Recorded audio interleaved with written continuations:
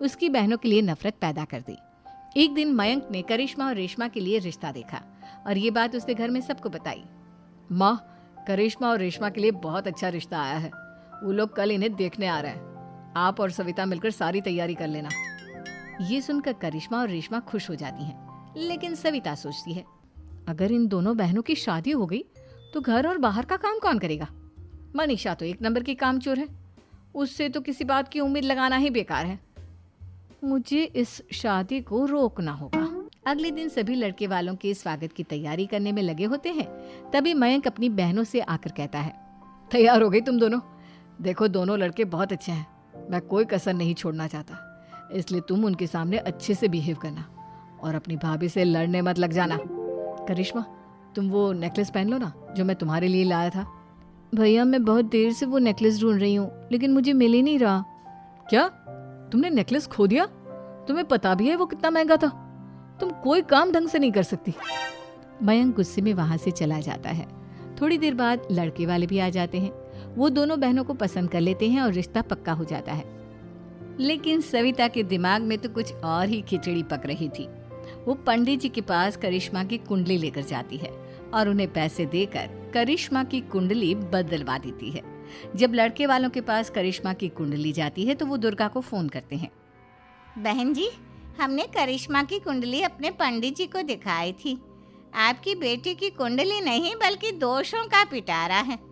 देखिए, मैं और मेरे पति इन सब बातों में बहुत विश्वास करते हैं, इसलिए हम आपकी बेटी से अपने बेटे की शादी नहीं करा सकते। इस तरह करिश्मा का रिश्ता टूट जाता है और सभी घर वालों को बहुत दुख होता है।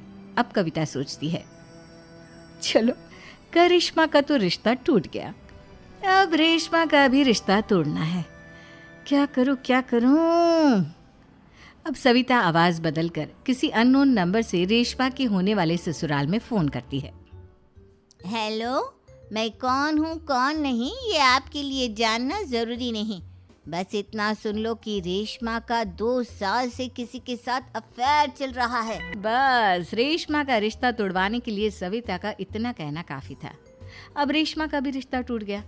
मयंक और दुर्गा देवी ने रेशमा को खूब खरी खोटी सुनाई और उससे बार बार उस लड़के के बारे में पूछने लगी। आप दोनों मुझे क्यों परेशान कर रहे हो? अरे कोई लड़का होगा मेरी लाइफ में तो मैं बताऊंगी ना।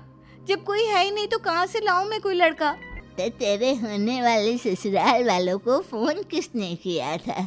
माँ, मैं नहीं जानती किसने फोन किया था, मैं सच कह रही हूँ। मैं तो पहले ही कह रही थी इसकी लगाम खींच कर रखो, लेकिन मेरी सुनता ही कौन है। आप चुप रहिए भाभी, ये सब आपका ही किया धरा है।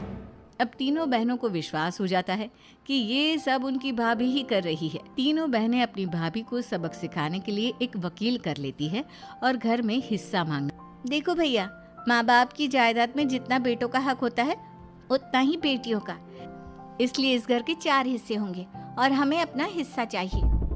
मैंने तुम्हारे लिए क्या क्या नहीं किया और तुम इस घर में हिस्सा मांग रही हो? भैया, आप और माँ हम बहनों की कोई बात नहीं सुनते हो और भाभी हमारी शादी नहीं होने देगी क्योंकि उन्हें लगता है कि आप हमारी शादी में ज्यादा पैसा लगाओगे और उन्हें हम जैसी फ्री की नौकरानी कहाँ मिलेगी। तो हम भाभी के साथ तो रह नहीं सकते, हम बहनों को अपना हिस्सा चाहिए। अरे तुम्हें शर्म आनी चाहिए अपने भाभी पर ऐसा इल्जाम लगाते हुए। वो तुम्हारे बारे में कितना सोचती है। हाँ माँ, भाभी हमारे बारे में बहुत सोचती है। दिन रात बस यही सोचती रहती है कि किस तरह से अपनी तीनों ननदों को परेशान करूं और कभी मुझे पढ़ने भी नहीं देती। दोनों बहनों का रिश्ता भी तो इन्होंने ही तोड़वाया है और रात में हमारे कमरे में आकर हमारी चीजें भी चुराती हैं। इसी तरह सविता की तीनों ननदें अपनी बात पर अड़ी रही। अब कोर्ट में तारीख भी शुरू हो गई। जब सविता को लगा कि उसकी तीनों ननद इतनी आसानी से नहीं मानने वाली, तो उसने अपने पति और सास को सारी सच्चाई बता दी और अपनी तीनों ननद से माफी मांगी।